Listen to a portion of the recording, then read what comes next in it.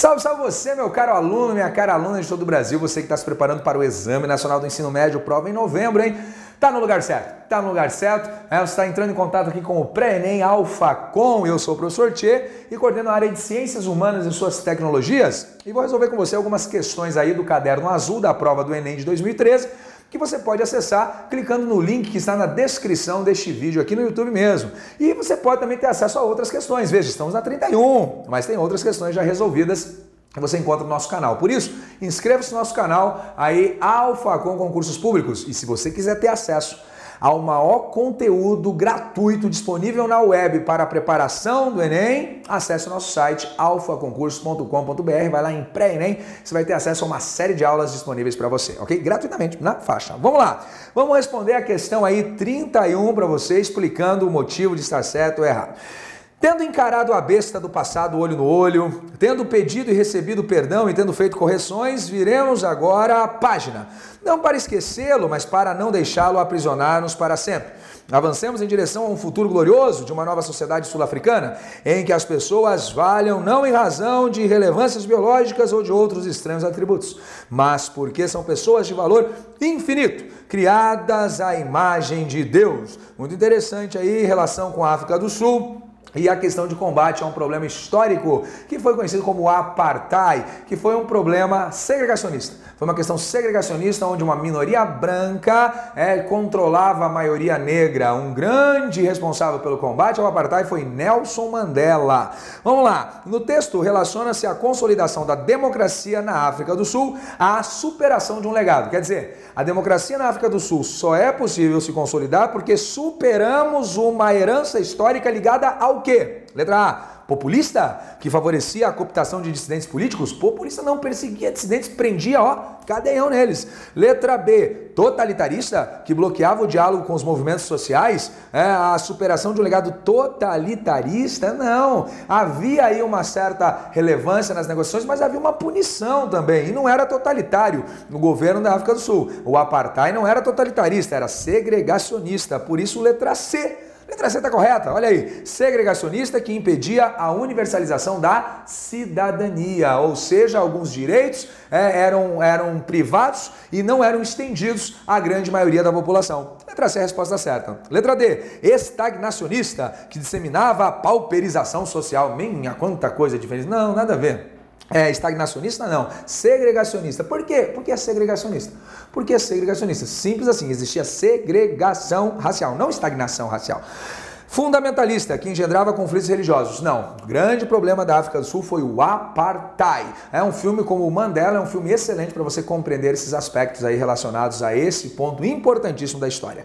Vamos para a questão 32? Ninguém desconhece a necessidade que todos os fazendeiros têm de aumentar o número de seus trabalhadores. E como até há pouco supriam-se os fazendeiros dos traços necessários. As fazendas eram alimentadas pela aquisição de escravos, sem o menor auxílio pecuniário do governo. Ora, se os fazendeiros se supriam de braços à sua custa, e se é possível obtê-las ainda, posto de outra qualidade, por que motivo hão de procurar alcançá-los pela mesma maneira, isto é, à custa? Olha o texto aí faz alusão a um período da história do Brasil relacionado à transição da escravidão. Aí o que acontece? A mão de obra, o tráfico negreiro estava proibido, lei Eusébio de Queiroz, 1850. Os imigrantes começaram a vir para o Brasil. O fazendeiro queria que o governo subsidiasse, desse apoio financeiro para trazer imigrantes para o Brasil, porque o tráfico negreiro funcionava dentro de um grande esquema. Agora os imigrantes não, precisavam ser buscados, convencidos e trazidos. Aí o fazendeiro vai lá e fala, pô, ajuda nós aí, né? Se fosse hoje, nós já teríamos aí uma bolsa imigrante, mas o fazendeiro queria ajuda, o governo falou, pô, peraí. Quando você comprava o escravo, você pagava das suas custas. Por que é que agora você quer que o governo ajude você a comprar imigrantes? Então, ou melhor, a trazer imigrantes? Então, tá fora. O fragmento do discurso dirigido ao parlamentar do Império refere-se às mudanças então em curso no campo brasileiro, que confrontaram o Estado e a elite agrária em torno do objetivo de, letra A, fomentar ações públicas para a ocupação das terras do interior? Não, está falando da questão da vinda e de incentivos do governo. Letra B, adotar o regime assalariado para a proteção de mão de obra estrangeira? O texto não fala disso, mas fala o que está na letra C. Menciona, cita, dá a entender, definir uma política de subsídio governamental para o fomento da imigração, buscando apoio no governo, ajuda nós aí a atrair imigrantes. O governo falou, não, escravos vocês compravam às custas próprias, não vou ajudar você a trazer os imigrantes, não. Então, letra C é a resposta certa. Letra D, regulamentar o tráfico interprovincial de cativos para a sobrevivência das fazendas. Se é tráfico, como que se regulamenta tráfico? Como se regulamenta tráfico? Outra coisa, nós tínhamos sim, nós tínhamos o tráfico interno de negros, de escravos por um bom período, mas isso não era regulamentado. Letra E, financiar a fixação de famílias camponesas para o estímulo à agricultura de subsistência. Financiar a fixação de famílias não, o que estava sendo negociado eram incentivos e subsídios do governo para a vinda de imigrantes. Tranquilo aí, essa 32 ela é um pouquinho mais tensa, um pouquinho mais pesada, mas certamente com uma boa interpretação você chegaria à resposta certa. Questão 33. A questão 33 tem duas coisas. Tem um quadro com a proclamação da independência de Dom Pedro I, do famoso grito do Ipiranga, aquela coisa toda. E embaixo nós temos a foto do imperador Pedro de Alcântara, João Carlos Leopoldo Salvador, Bibiano Francisco Xavier de Paula, Leocádio Miguel Gabriel Rafael Gonzaga, conhecido como Pedro II. Não, é Dom Pedro II, tá certo? Então você tem aqui o velho imperador, já filho de Dom Pedro I, aquele que está ali em cima. As imagens que retratam Dom Pedro I e Dom Pedro II procuram transmitir determinadas representações políticas acerca dos dois monarcas e seus contextos de atuação.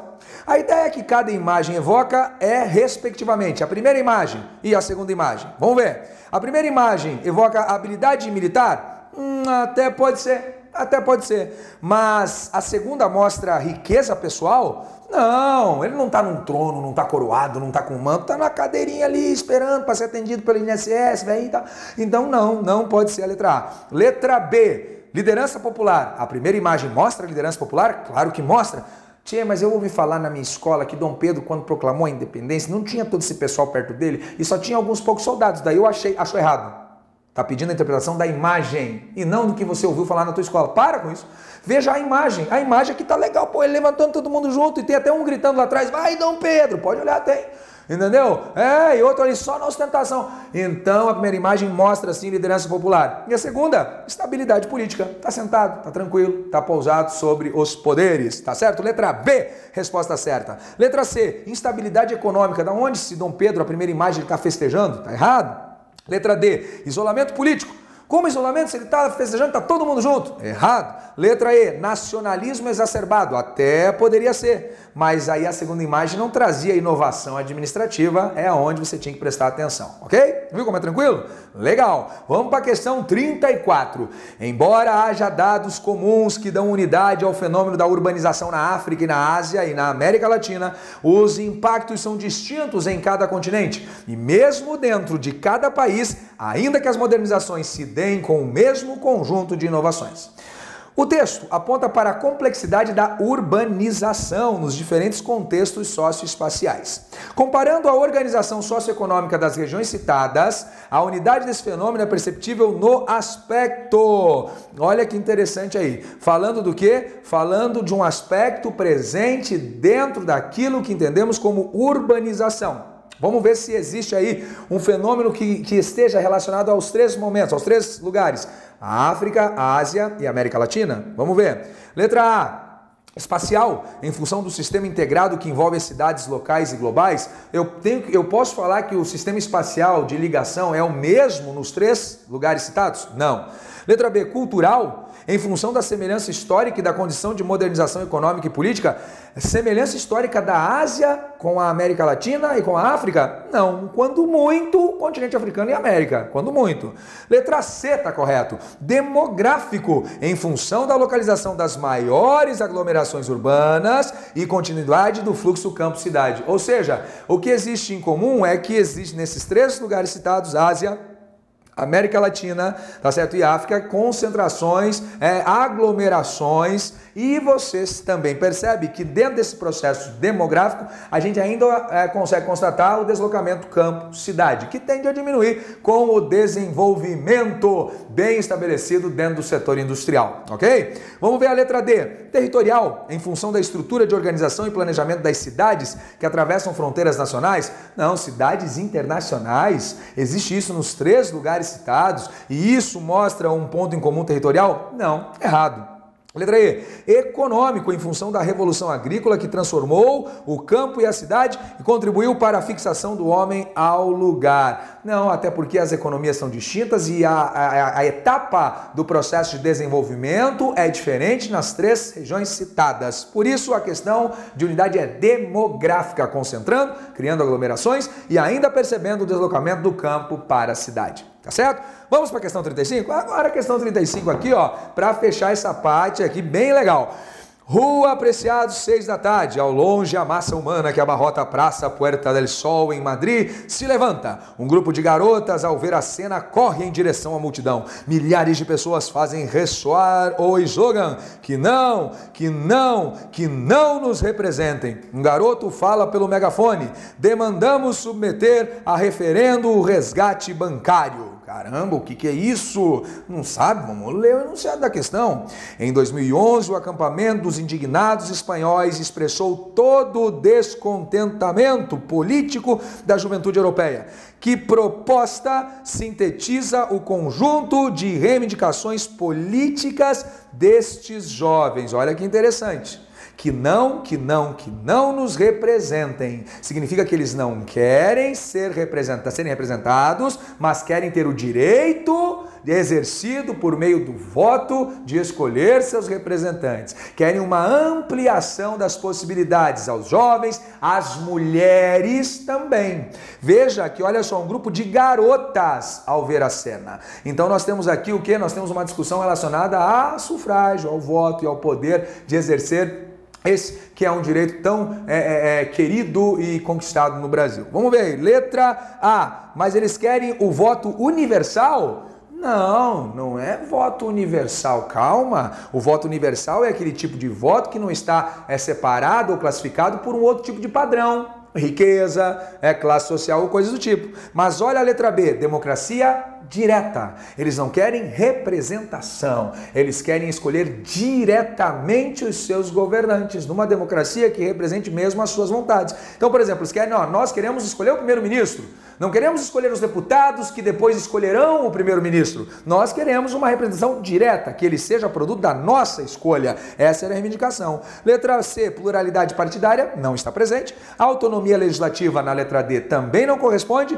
Letra E, imunidade parlamentar também não. Mas onde se achou a resposta à democracia direta? Que não nos representem. Ou seja, o direito de escolher diretamente aquele que estará sob o governo nesse sentido, ok? Espero que você tenha entendido bem essas questões. Continue acompanhando os nossos vídeos, faça a sua inscrição no nosso canal aqui no YouTube e dá um curtir aí, dá um positivo, um joinha, que isso vai deixar a gente muito feliz. Valeu, até a próxima, tchau!